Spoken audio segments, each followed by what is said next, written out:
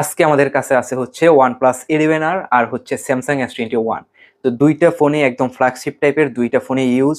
OnePlus টা ছিল হচ্ছে 1 বছর ইউজ, স্যামসাংটা হচ্ছে 3 বছর ইউজ। তো আজকে আমরা দুইটা ফোন এমন ভাবে কম্পেয়ার করবো, একদম পুরোপুরি একদম নিখুঁত ভাবে, ক্যামেরা থেকে শুরু করে পারফরমেন্স সবকিছু দেখবো। আর এটা একদম ক্লিয়ার করার চেষ্টা করবো যে ইউজড ফোন হিসাবে সবচেয়ে ভালো পারফরমেন্স কোনটা করতেছে। এখানে যদিও স্যামসাং একটু পিছিয়ে থাকবে, দামের ক্ষেত্রেও স্যামসাংটা একটু কম। এখানে OnePlus-টার দাম ছিল হচ্ছে 34,000 টাকা, স্যামসাংটা হচ্ছে 26 থেকে 28,000 টাকার ভিতরে পাওয়া যায়। এটা হচ্ছে কোয়ালিটির উপরে। স্যামসাংটা হচ্ছে এখানে বেশি দিন ইউজ ছিল, 3 বছর ইউজ।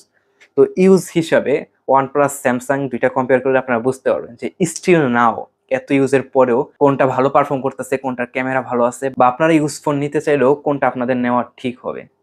এখানে দুইটা ফোনে কিন্তু ছিল দুর্দান্ত। আমার হাতে যে OnePlus-টা আছে এটা হচ্ছে 34,000 টাকায় কেনা OnePlus 11R, 2023 সালে রিলিজ হয়েছে। আর এই OnePlus সেটটাতে প্রসেসর রয়েছে স্ন্যাপড্রাগন 8+ Gen 1, খুবই শক্তিশালী একটা প্রসেসর। আর স্যামসাংটাতে দেখতে গেলে S21 একসময় ফ্ল্যাগশিপ সেট, এটাতে প্রসেসর আছে হচ্ছে স্ন্যাপড্রাগন 888। এই 888 প্রসেসরটাও কিন্তু একসময় ফ্ল্যাগশিপ প্রসেসর, বর্তমানে আপডেট হইতে হইতে হয়তো 8 পর্যন্ত চলে আসছে, কিন্তু একসময় টপে কিন্তু 888 ছিল। তো দুইটার পারফরমেন্স আজকে পুরোপুরি কম্পেয়ার করবো একদম নিখুঁতভাবে। তো আপনারা দেখলে এটাও শিওর হয়ে যাবেন যে 3-4 বছর পরে এসেও স্যামসাং আসলে কতটা ভালো পারফর্ম করতেছে, আর OnePlus-এর একটা আপডেট সেটের সাথে কি বিট করতে পারতেছে কিনা। এখানে পোর্ট্রেট ক্যামেরাতে স্যামসাং এর ধারে কাছে OnePlus ঘেঁষতে পারে নাই। আর ব্যাক ক্যামেরাতেও হচ্ছে স্যামসাং এর কালার গ্রেডিং ভালো ছিল। স্যামসাং হচ্ছে একদমই ন্যাচারাল পিক নেয়, রিয়েলিস্টিক। আর এখানে OnePlus হচ্ছে মুখের ভিতরে হচ্ছে বুস্ট করে কালার। বাট পিছনে সান রেখে এই পিকটাতে OnePlus এগিয়ে আছে। বাট প্রোটেক্টেড দিক দিয়ে হচ্ছে OnePlus স্যামসাং এর ধারে কাছে নেই। তবে কিছু কিছু ক্ষেত্রে আবার দুইটাই ইকুয়াল ইকুয়াল ছিল। আমরা এখন শুট করছি হচ্ছে 4K 60 fps ফ্রন্ট ক্যামেরাতে। তো আমার কাছে দুইটা ক্যামেরাই দুর্দান্ত মনে হয়েছে, বাট OnePlus হচ্ছে কিছুটা কালার বুস্ট করে আর স্যামসাং একদম রিয়েলিস্টিক রাখে। আমি কিন্তু ভিডিওটা তেমন একটা এডিট করি নেই আপনাদের সুবিধার্থে। তো স্মুথনেস কোনটা বেশি ভালো এটা হচ্ছে আপনারাও যাচাই বাছাই করবেন, দেখবেন। এখানে স্যামসাংটা কিন্তু একটু বেশি দিন ইউজ। তো পিছে সান রেখেও হচ্ছে স্যামসাং এর কন্ট্রোলটা খুবই ভালো ছিল। বাট OnePlus হচ্ছে একটু বেশি ফেসে কালার বুস্ট করতেছিল। পিছনে যখন সানটা রাখি OnePlus বেশ অনেকটা বেশি কালার বুস্ট করতেছিল। ব্যাক ক্যামেরাতেও আমরা শুট করছি হচ্ছে 4K 60 fps।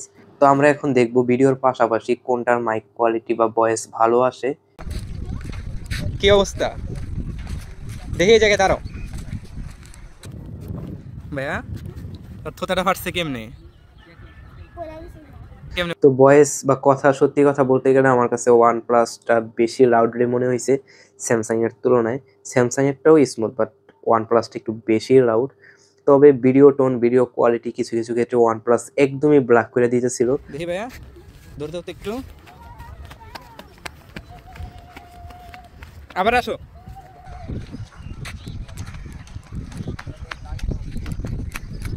যাও সামনে হালকা হালকা দৌড়ে যাও। রানিং এর সিনগুলোতে যদি আপনারা খেয়াল করবেন দেখবেন OnePlus-এ আমি হচ্ছে কিছুটা ল্যাগিং খেয়াল করছি, একদম হালকা হালকা। যারা হচ্ছে একদম প্রফেশনালি ভাবে খেয়াল করবেন তারা দেখতে পারবেন।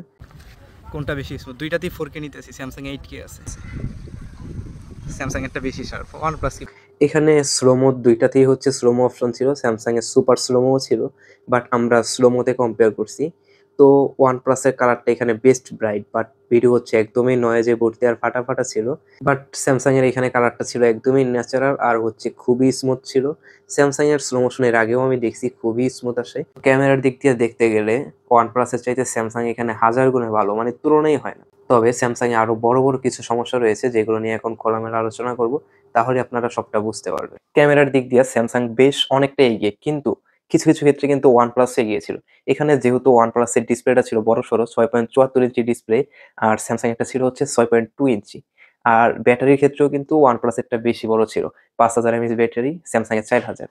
কিন্তু এখানে একটা কথা আছে, OnePlus এর ডিসপ্লেটা যেহেতু বড়, ব্যাটারি ব্যাকআপটা, চার্জিংটা ওইভাবেই টানবে। স্যামসাং এর ডিসপ্লে ছোট, তো ছোট ব্যাটারিতেও মানে একটু বড় সড়ো একটা ব্যাকআপ পাওয়া যায়। তো আমি দুইটা ইউজারের সাথেই খুব ভালোভাবে কথা বলছি, দুইজনেই সন্তুষ্ট। তবে OnePlus নিয়ে আমি একটু অসন্তুষ্ট।